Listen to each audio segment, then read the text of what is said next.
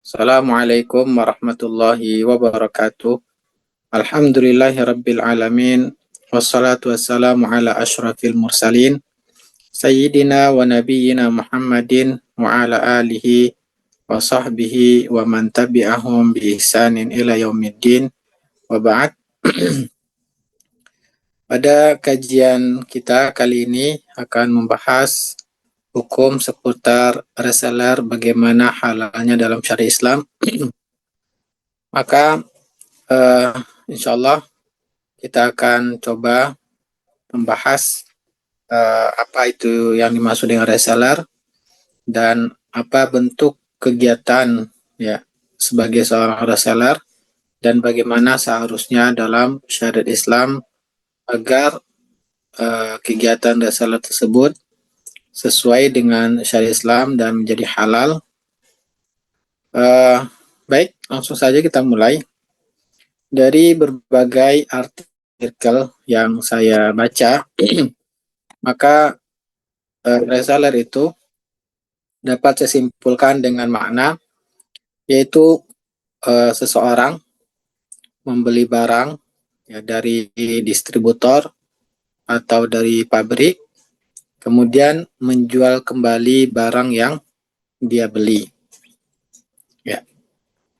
Maka biasanya reseller ini dia akan mencari atau membeli barang dari produsen atau dari grosiran ya, yang akan mensuplai produk untuknya, dan biasanya dia akan berusaha mencari barang-barang yang lagi tinggi permintaannya di pasaran ya, atau produk-produk yang sedang tren.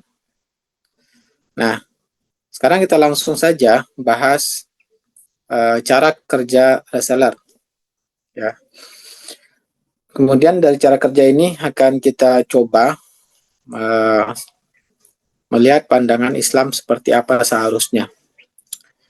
Baik, yang pertama, biasanya cara kerja seorang reseller itu bervariasi, tapi umumnya reseller itu melibatkan langkah-langkah berikut.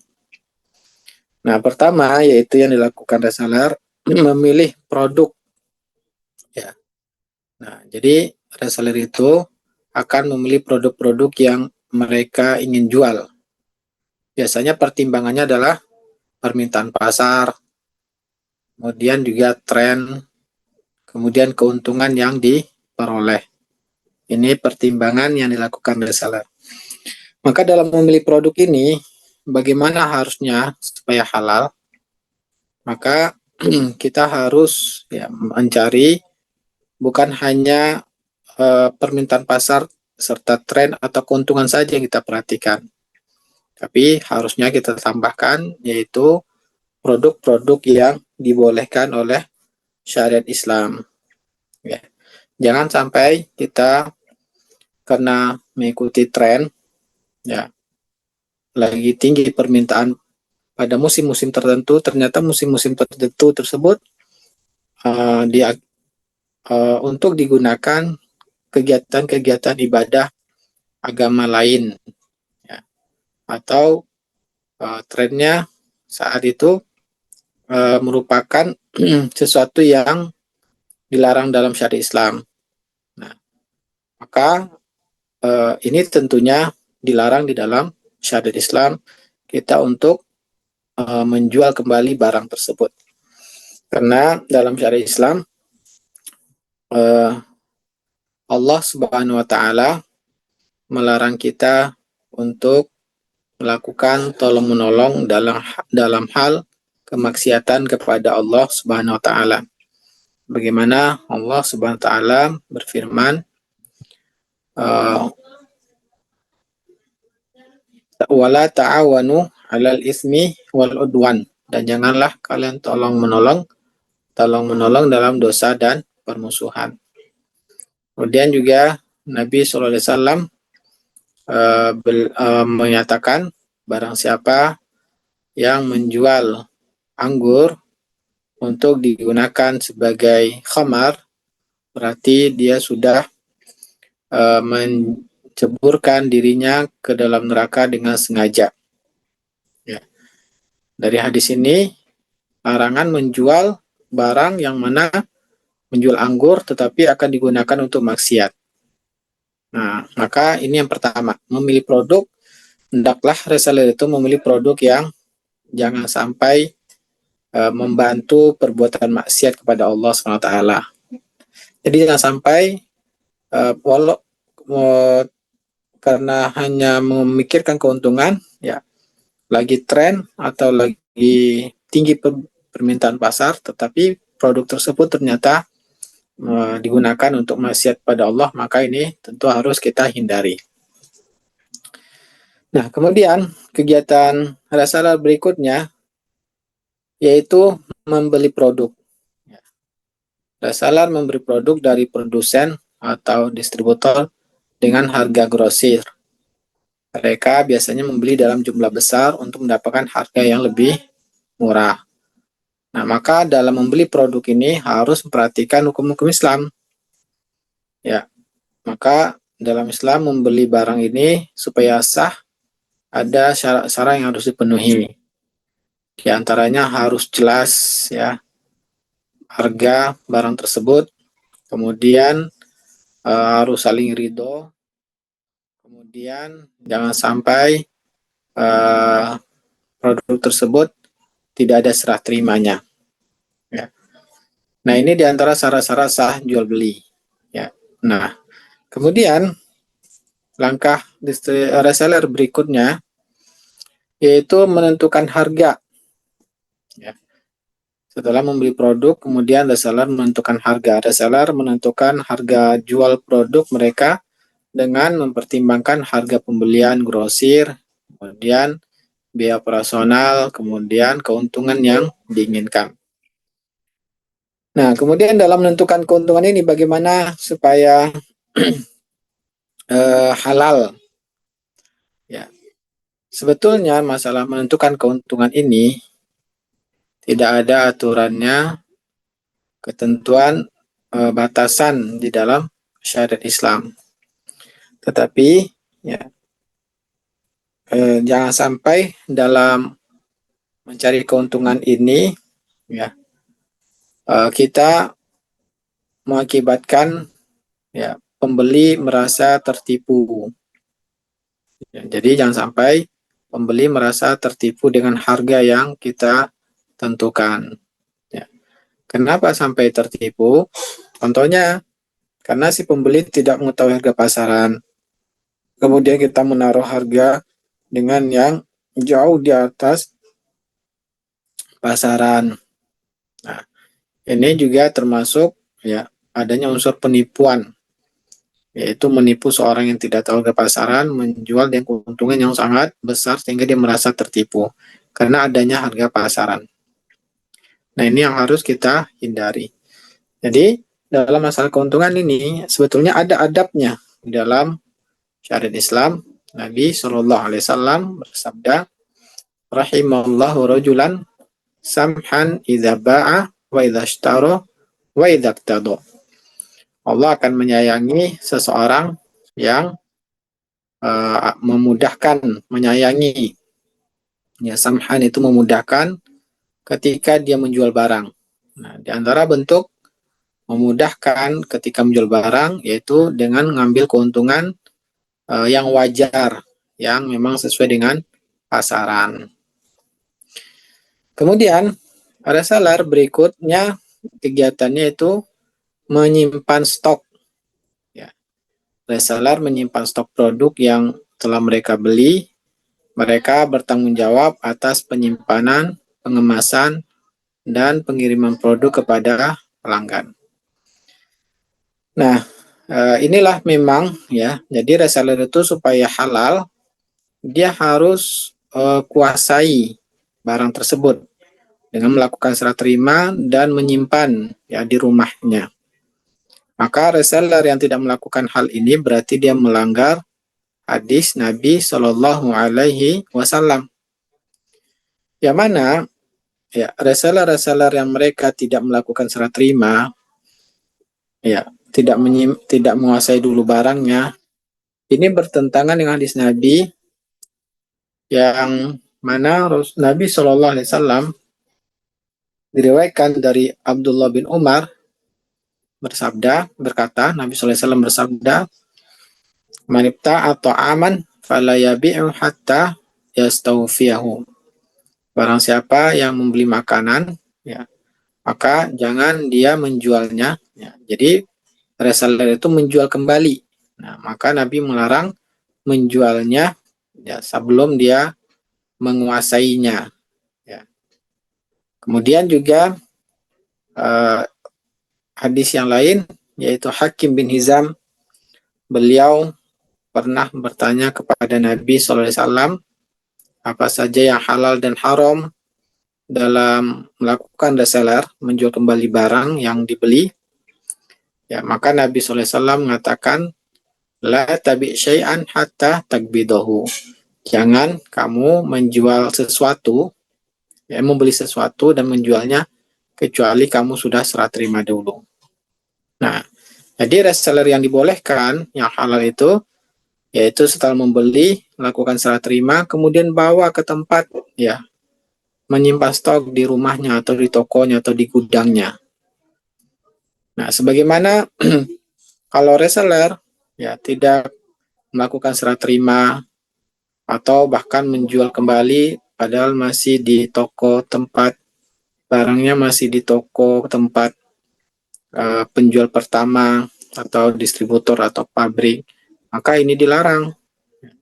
Sebagaimana juga hadis yang diriwayatkan dari Abdullah bin Umar, beliau menceritakan bahwa suatu ketika pernah membeli minyak zaitun di pasar. Kemudian tiba-tiba setelah beliau beli, ada seorang datang dan langsung menawar barang yang barusan dia beli. Maka Abdullah bin Umar pun akhirnya ingin menjualnya. Ketika akan melakukan serah terima, melakukan akad jual beli, tiba-tiba Abdullah bin Umar ditegur oleh Zaid bin Thabit. Maka Zaid bin Thabit mengatakan, jangan kamu menjual barang di tempat kamu beli. Nabi SAW menyatakan, jangan pedagang menjual barang hingga barang tersebut sudah dipindahkan ke rumahnya. Maka reseller yang dibolehkan, dia harus menyimpan stok serah terima dulu, taruh di tokonya atau di gudangnya. Nah, ini yang sesuai dengan syariat Islam. Maka reseller-reseller yang belum serah terima atau belum terima barangnya, ya kemudian menjual lagi, berarti ini melakukan perbuatan yang diharamkan, mengakibatkan jual belinya tidak sah. Nah, kemudian kegiatan reseller berikutnya memasarkan produk. Maka reseller melakukan upaya-upaya pemasaran untuk mempromosikan produk mereka beli tersebut kepada calon pembeli, bisa dengan menggunakan pemasaran online, promosi melalui media sosial, iklan. Nah, apa yang harus diperhatikan dalam memasarkan produk ini? Yaitu di dalam syariat Islam diperintahkan kepada kita agar jujur ya, dalam menjelaskan, mengiklankan barang. Haram kita untuk melakukan penipuan-penipuan. Jadi dalam mengiklankan tersebut jangan sampai iklan yang kita sampaikan ternyata tidak sesuai dengan produk yang kita jual. Nah, ini tantangan yang juga harus kita perhatikan. Karena memang dunia iklan tersebut ya memang keberhasilan iklan itu ketika pembeli tertarik untuk membelinya. Nah, walaupun kita lihat ya keberhasilan tersebut menarik pelanggan itu terkadang kebanyakannya iklan tersebut banyak unsur penipuannya. Banyak unsur penipuannya. Ya, misalkan produknya digambarkan dalam iklannya berlebih-lebihan, saking kencangnya misalkan.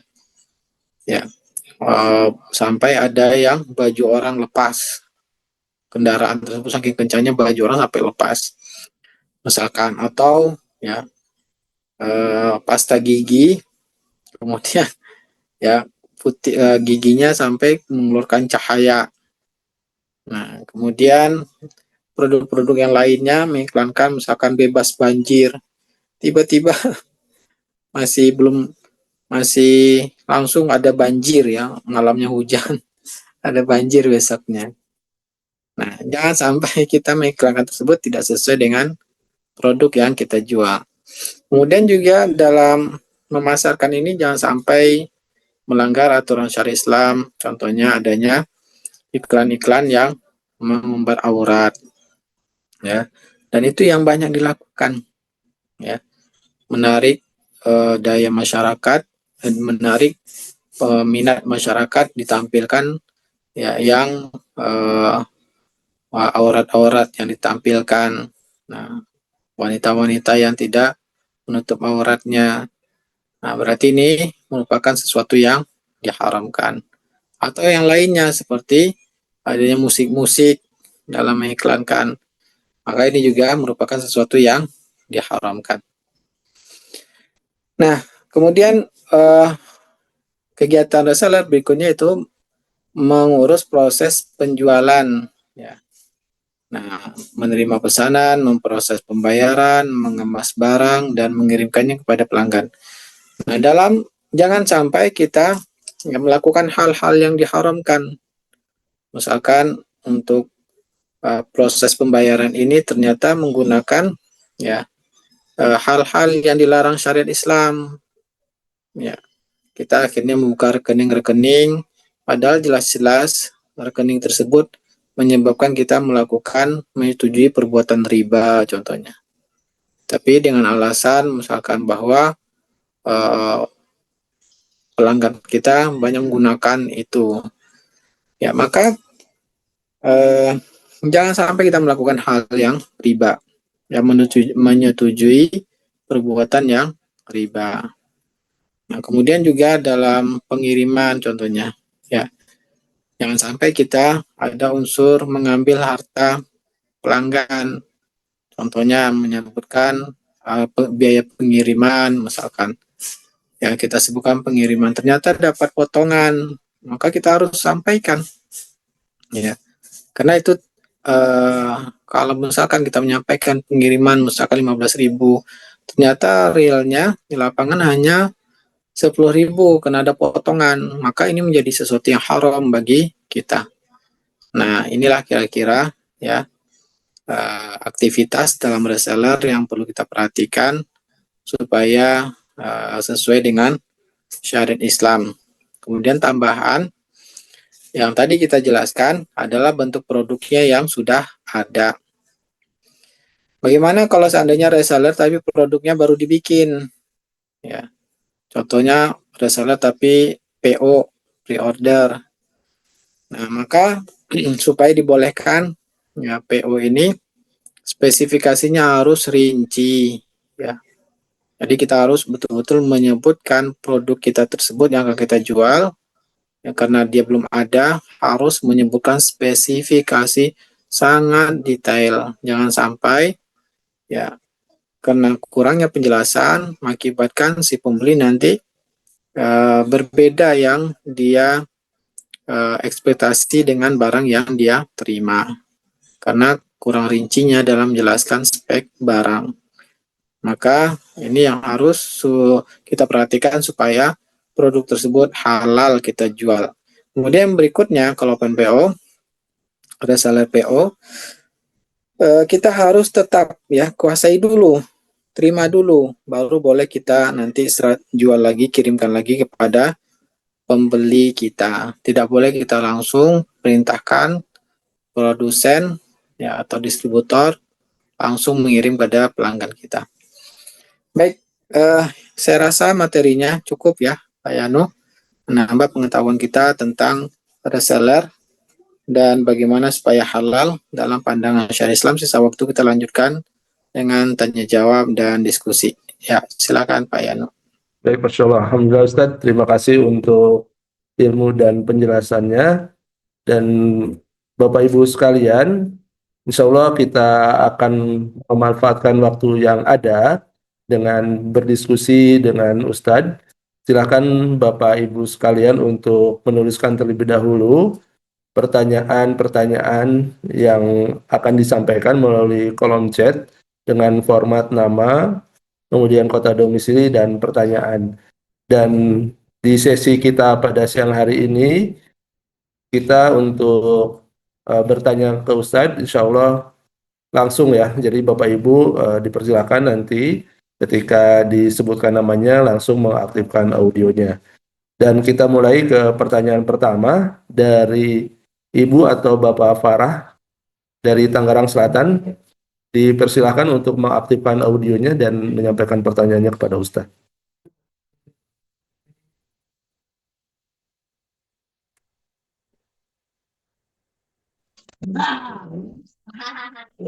Bismillah, Assalamualaikum. Izin Waalaikumsalam. bertanya, Silakan Ibu. ya bagaimana hukumnya jual beli dengan cara memasarkan terlebih dahulu, lalu jika ada pesan produk yang dipesan. Terus bagaimana kalau untuk sistem just tipper, itu masuknya kemana ya? Syukron Ustaz. Waalaikumsalam warahmatullahi wabarakatuh. Afwan, Ibu. Eh, Pertanyaan pertama, bagaimana hukumnya untuk menjual barang yang dibikin dulu tadi, Bu ya? Udah produk jadi gitu sih di sebuah toko. Jadi nanti open PO tapi ngambil dari sebuah toko gitu Ustaz. Teknisnya seperti apa, Ibu? Bisa dijelaskan, Ibu, lebih rinci?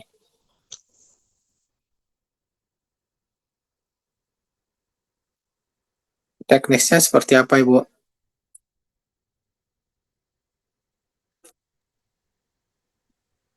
Ibu Farah, silakan bisa dijelaskan Ibu terkait pertanyaan Misalkan, Ustaz.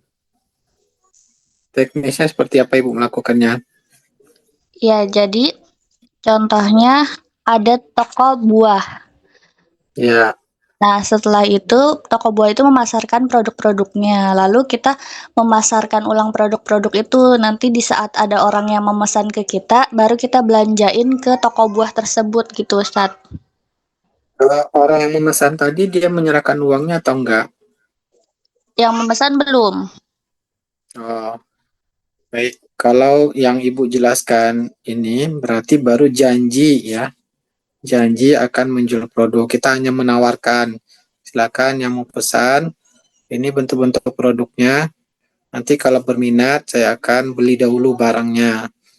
Nah, nanti ketika sudah saya beli, baru terserah Bapak Ibu. Misalkan kalau jadi, silakan dilanjutkan. Kalau tidak jadi, tidak apa-apa. Kalau memang seperti ini dibolehkan. Berarti ini sifatnya hanya janji ya, pesan. Belum melakukan akad jual beli. Tapi kalau seandainya yang memesan wajib mengambil, ya Ibu sampaikan, yang memesan wajib mengambil, tidak boleh dibatalkan. Nah, ini berarti tidak dibolehkan. Kenapa tidak dibolehkan? Karena Ibu belum memiliki barang, tapi Ibu sudah mengikat ya bahwa wajib diambil. Berarti ini bentuk pengikatan, bentuk akad. Nah, akad menjual tapi produk barang belum ada, ini sesuatu yang diharamkan di dalam syariat Islam. Nabi mengatakan la tabi syai'a la tabi ma laisa fi indak. Jangan menjual sesuatu yang tidak kamu miliki. Itu untuk yang pertanyaan pertama. Untuk pertanyaan yang kedua tadi tentang apa ya? Tentang apa tadi? Just tipper, Ustadz. Just tipper. Nah, teknisnya seperti apa, Ibu? Hampir kalau just tipper itu kita memasarkan dengan memberikan spesifikasi. Nanti setelah itu ada ketentuan tidak boleh di cancel. Jadi mereka bayar dulu terus atau misalnya bayarnya nanti belakangan di saat barang datang tapi tidak boleh di cancel pesanan yang sudah mereka pesan. Nah, kalau Ibu tadi jelaskan ada dua yang mereka bayar langsung, nah ini dibolehkan. Ya. Tapi kalau untuk yang tadi bayarnya nanti berarti ini tidak dibolehkan. Kenapa? Karena kalau dibayar nanti eh, sudah melakukan, kita diperintahkan untuk membelikan barang dan kita menggunakan uang kita, ya, kita menalanginya dahulu. Nah, dan dalam talangan ini padahal kita hanya sebagai orang yang diupah, ya, orang yang diupah. Kalau kalau just tip berarti kita hanya sebagai orang yang diupah untuk membelikan barang untuk si pemesan, dan kita menyebutkan harga harus amanah. Harganya sekian, berarti untuk saya sekian, dan kamu bayar nanti nggak apa-apa. Berarti kita menalangin dulu, tapi nanti kita setelah talangan kita mendapatkan upah. Nah, ini berarti menggabungkan dua dua akad, akad jual beli, ya, jual beli jasa, karena kita jasa orang yang akan membelikan barang, dan juga menggabungkannya dengan akad talangan atau akad utang piutang. Nabi Shallallahu Alaihi Wasallam melarang adanya dalam satu transaksi dua akad, yaitu yang pertama akad jual beli dan yang kedua akad utang piutang, karena dikhawatirkan, penjelasan para ulama, dilarang oleh Nabi, dikhawatirkan dengan dia menalangkan uang tersebut dan dia mendapatkan manfaat. Manfaatnya yaitu apa? Upah. Nah, upah ini dikhawatirkan riba. Nah, jadi supaya dibolehkan just tip itu, yaitu harus dengan uang dari orang yang menitipkan uangnya, yang kita langsung gunakan dan langsung, ya, boleh upah kita di depan, boleh juga nanti ketika barangnya sudah ada.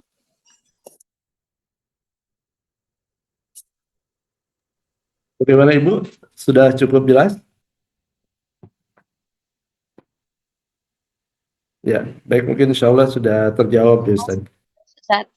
Syukran. Fun Ibu. Ya, semoga jawaban Ustaz dapat dipahami oleh penanya dan juga para peserta lainnya. Baik, kita lanjutkan ke peserta berikutnya. Untuk kesempatan kami berikan kepada Pak Firja dari Bekasi. Dipersilakan Bapak untuk mengaktifkan audionya. Bismillahirrahmanirrahim. Assalamualaikum warahmatullahi wabarakatuh, Ustaz. Waalaikumsalam warahmatullahi wabarakatuh. Pak Firza, silakan Pak Firza. Ya Ustaz, sanallahu ilaikum. Semoga Allah Ta'ala senantiasa menjaga dan merahmati Ustaz beserta keluarga. Ustaz, izin bertanya terkait dengan hukum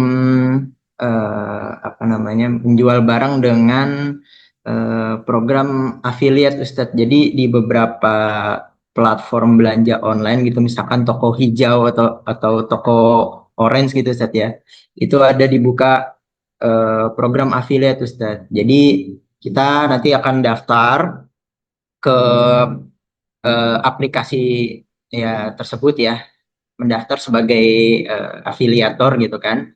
Nah, nanti kita kalau sudah terdaftar bisa menjual barang misalkan di toko orange gitu. Salah satu kita misalkan mau jual kemeja gitu Ustaz. Nah, kita nanti kalau misalkan mau jual kemeja itu akan mendapatkan link khusus gitu Ustaz untuk kita share ya, entah di sosial media kita, di di aplikasi sosial media kita Ustaz. Nanti orang yang membeli atau yang mengeklik link kemudian membeli produk dari link yang kita share itu, kita akan dapat bagian dari komisinya, Ustaz. Nah, kalau sistemnya seperti itu, apakah diperbolehkan, Ustaz? Karena kita kan juga belum menguasai barangnya gitu, Ustaz. Kita belum mengetahui produk barangnya ya. Yang Iya, pertanyaannya yang bikin ragu, kita tidak tahu barangnya seperti apa.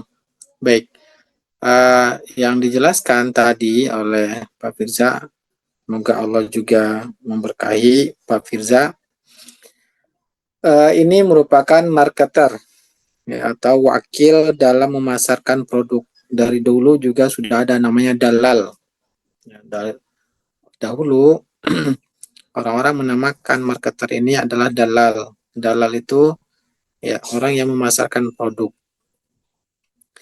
Nah, maka dalal ini dibolehkan, ya, dibolehkan di dalam syariat Islam karena termasuk tentunya dalal ini atau affiliate ini atau marketer ini dibolehkan selama produk-produk tersebut ya tidak ada unsur penipuannya, ya. Jadi pastikan dulu kita itu affiliate atau marketer, produk yang kita pasarkan itu memang produk-produk yang kita ketahui dulu eh, kualitasnya, ya. Kalau bisa kita beri dulu contohnya. Ya, ini adabnya dalam Islam. Jangan sampai kita menyampaikan ke orang ini produknya bagus, ya. Kemudian kita lihat di misalkan di spesifikasi barangnya bagus, ternyata yang sampai kepada pembeli ya tidak sesuai atau ratingnya jelek. Maka jadilah affiliate atau marketer produk-produk yang memang sesuai dengan yang disebutkan speknya. Kemudian produk-produk yang tidak bertentangan dengan syariat Islam. Maka hukum asalnya adalah dibolehkan termasuk tolong-menolong dalam kebaikan. Ya, membantu para pedagang dan kita pun mendapatkan manfaat. Wallahu taala alam.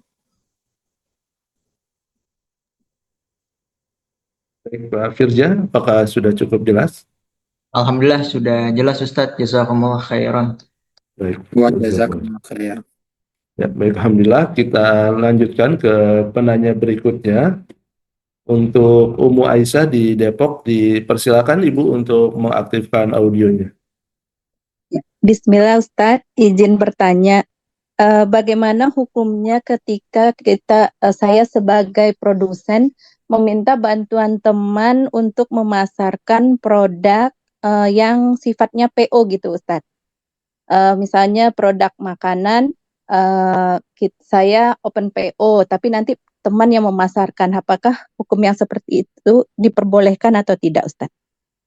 Syukron. Teknis teman dalam memasarkan dan nanti teknis dalam pengiriman seperti apa, Bu? Teknis pembayaran seperti apa? Kalau untuk pembayaran di akhir Ustadz, nanti kalau sudah barangnya sudah diterima. Kalau Maksudnya untuk ya di transfer ke rekening Ibu atau diterima teman dulu? ditransfer ke rekening saya Ustadz. Jadi pelanggan langsung transfer ke rekening Ibu. Oh, enggak, itu biasanya pelanggan itu ke transfernya ke teman saya Ustadz. Ada juga yang begitu, ada yang langsung ke saya gitu. Kemudian harga barang teman Ibu menentukan sendiri atau dari Ibu? Dari saya Ustadz. Mereka ngikuti harga dari Ibu. Berarti Ibu Iya, memberikan fee yang jelas kepada menentukan fee untuk mereka setiap produk yang terjual. iya, begitu Ustadz. Oke. Kemudian dia memasarkan menggunakan apa, spek barang atau gambar atau seperti apa? Gambar biasanya Ustadz. Ada speknya enggak? Ada Ustadz. Contohnya seperti apa, Bu? Misalnya itu jual aneka lauk gitu ya Ustadz ya. Ya, Nanti saya akan mengirimkan gambar beserta ukuran dan beratnya seperti itu sih Ustadz. ya. Nah itu berarti speknya jelas ya. Nah tadi yang sudah Iya, kita sampaikan bahwa untuk barang yang di Open PO speknya harus rinci. Contohnya berat atau jumlah potongan ya. iya. Kemudian maka ini dibolehkan. Ya, itu Oh iya dibolehkan, Ustadz. Bu. Iya, syukran penjelasannya Ustadz. Jazakumullah khairan. Wa iya, Ki.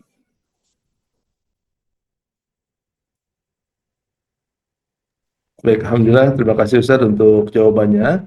Kepada Bapak Ibu peserta sekalian, insya Allah kita masih memiliki banyak waktu untuk berdiskusi dengan Ustadz dan silakan kepada Bapak Ibu sekalian jika ada hal-hal yang ingin ditanyakan terkait dengan tema kita pada hari ini terkait dengan reseller, dapat menuliskan pertanyaan terlebih dahulu di kolom chat dengan format nama, kemudian kota domisili dan pertanyaan. Baik, kita lanjutkan kepada Abu Wafi dari Jakarta. Dipersilakan untuk mengaktifkan audionya. Ya, bismillah. Assalamualaikum warahmatullahi wabarakatuh. Waalaikumsalam warahmatullahi wabarakatuh. Apa Ustaz izin bertanya? Jadi saya itu ada jual beli sepatu ya Ustaz. Itu Jual beli apa, Pak? jual beli sepatu Ustaz. Maaf, tidak terjelas, tidak terdengar dengan Oh, jelas. tidak. Jual beli apa? Bukan Ustaz. Jual beli sepatu, Ustaz. Baik, Halo, jual Ustaz. beli sepatu. Jual beli sepatu, teruskan. Oh, sudah terdengar, Ustaz? Sudah, Pak, Ya, sudah bersih. alhamdulillah jelas, Pak. Silakan. Halo? Iya, halo. Oh, ya, sudah terdengar, Ustaz, ya? Jelas. Ya, silakan Bapak. Ya, Afan. Jadi, saya ada jual beli sepatu, Ustaz. Ini saya belinya tuh dari pihak kedua. Case-nya tuh sebenarnya seperti ini sih, Ustaz.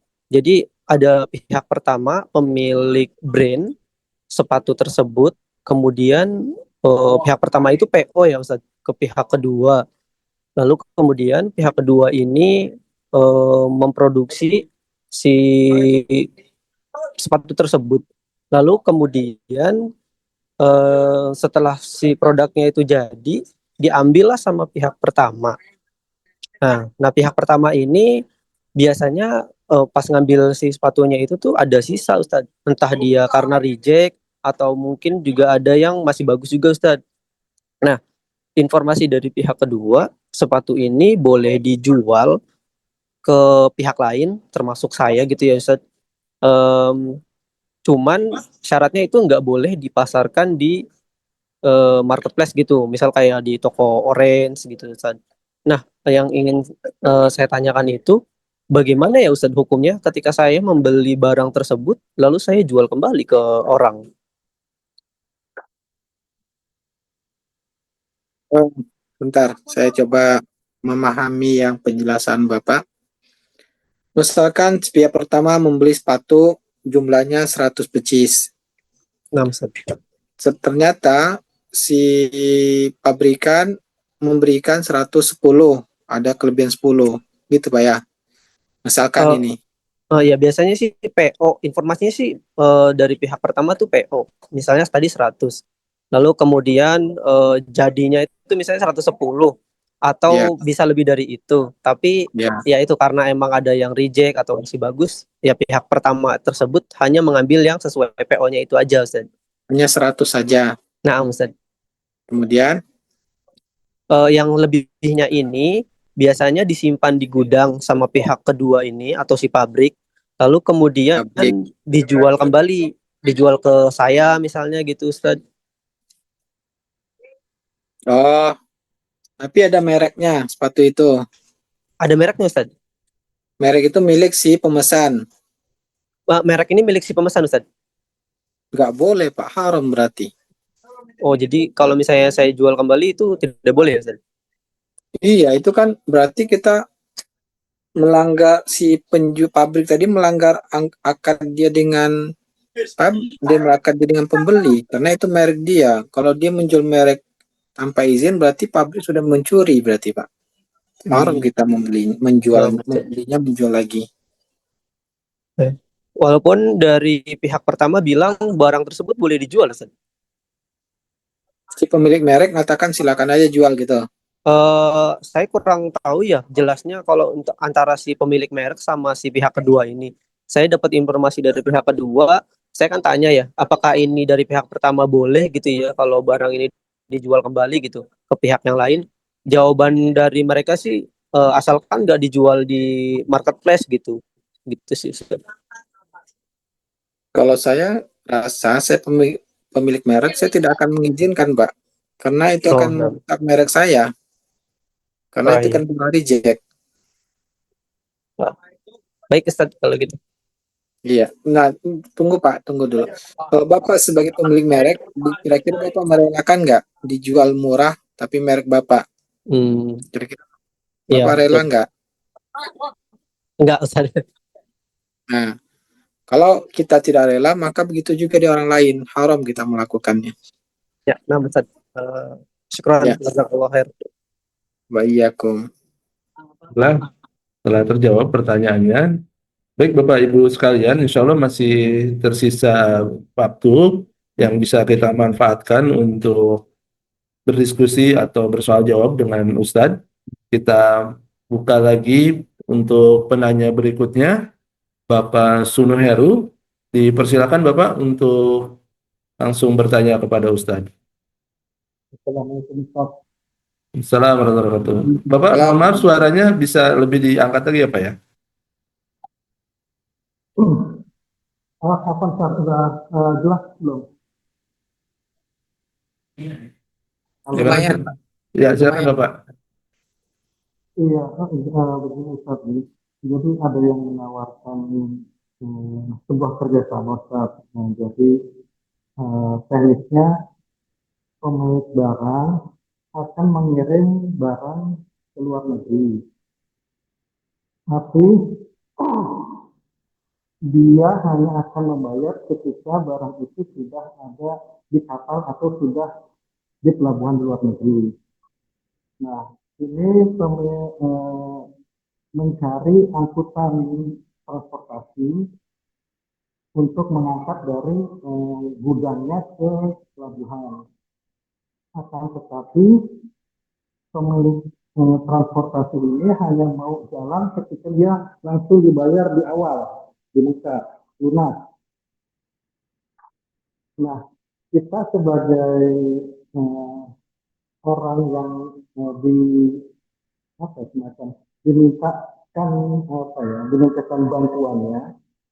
Jadi kita berdiri sendiri tidak di antara keduanya. Kita membayar jasa. Kita membayar jasa transportasi itu untuk dikirim ke pelabuhan dan dikirim luar negeri. Contohnya misalnya dari Tanjung Priuk, dari Pulau Gadung ke Tanjung Priuk, biasanya transportasi itu 1 juta. Tapi pemilik barang tidak mau bayar tunai di awal, dia hanya mau membayar ketika barang itu sudah ada di pelabuhan atau naik kapal. Dan itu pun jatuh temponya sekitar 10 hari. Lalu kita yang ada di tengah, kita membayar jasa transportasi itu, lalu meminta tagihan kepada pemilik barang sesuai dengan janjinya 10 hari setelah barang itu naik kapal atau naik kapal di pelabuhan dengan margin sekitar 200 sampai 400 ribu. Ustaz. Apakah itu halo Ustaz? Oh, berarti ada ini Pak ya, ada pertama penjual barang, pembeli barang, kemudian ada orang yang akan menjual juga jasa transportasi dari gudang ke pelabuhan gitu Pak ya. Iya Ustaz. Dan kita akan jual beli transportasi ini dari penjual barang atau dari pembeli barang Pak? Jadi kita bisa dari penjual barang ataupun dari pembeli barang. Misalnya kalau ada pembeli barang dari luar negeri, barangnya sudah sampai di pelabuhan, surat-surat sudah siap semua, lalu untuk dikirim ke gudang itu harus menyewa truk. Artinya truk, sedangkan pemilik truk itu nggak mau truk di jalan kalau belum dibayar. Nah, jadi si pemilik barang itu nyari orang atau nyari kelompok orang atau nyari organisasi yang mau membayarkan itu dulu dan tagihannya nanti 10 hari setelah barang diterima. Begitu Baik. Pak. Kalau memang seperti yang Bapak jelaskan, wallahu ta'ala alam boleh Pak, kita menjual jasa, boleh Pak. Tetap layar Ustaz, bertopik untuk penjelasannya. Karena Iya. itu masih kalah ragu untuk menjalankan Ustaz. Iya. Kita menjual jasa pengiriman Pak, boleh. Ya. Walaupun itu angkutan itu bukan milik kita Ustaz ya. Tapi kan kita yang mengurusnya kan Pak, kita yang akan Iya, Pak. menghubunginya.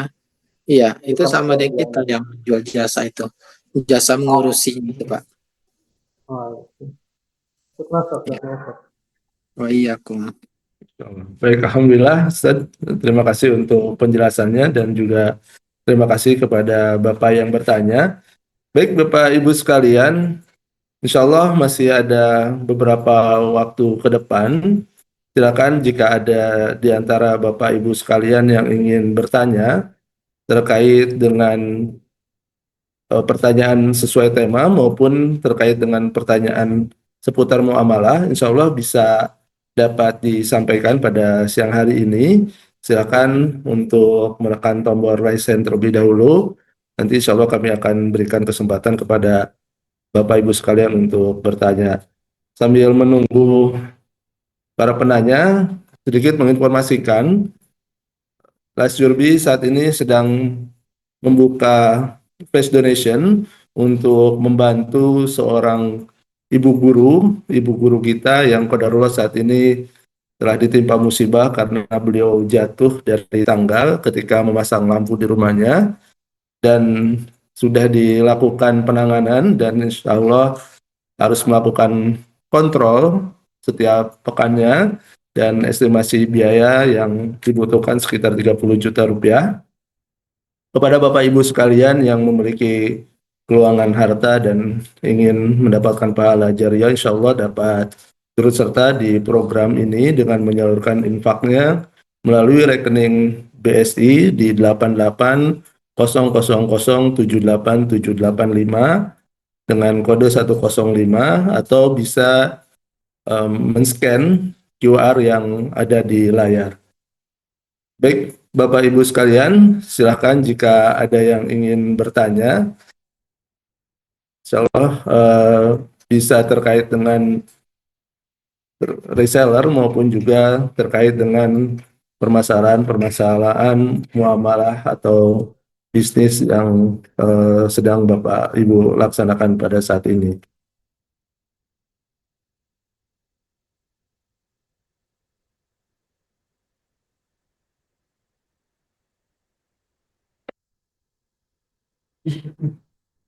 Ya. Baik Ustaz, mungkin alhamdulillah tidak ada lagi pertanyaan dari para peserta. Mungkin ada penutup atau hal yang ingin Ustaz sampaikan kepada kami peserta sekalian, Ustaz. Dipersilakan Ustaz. Tidak ada, Pak Yano. Kita cukup saja. Baik Ustaz, jika demikian, alhamdulillah Ustaz bisa meninggalkan ruang Zoom ini terlebih dahulu untuk melaksanakan kegiatan yang lain. Terima kasih untuk ilmunya. Semoga Allah memberkahi Ustadz dan keluarga. Barakallahu fikum. Jazakallahu khair. Assalamualaikum warahmatullahi wabarakatuh. Wa jazakumullah khair. Waalaikumsalam warahmatullahi wabarakatuh.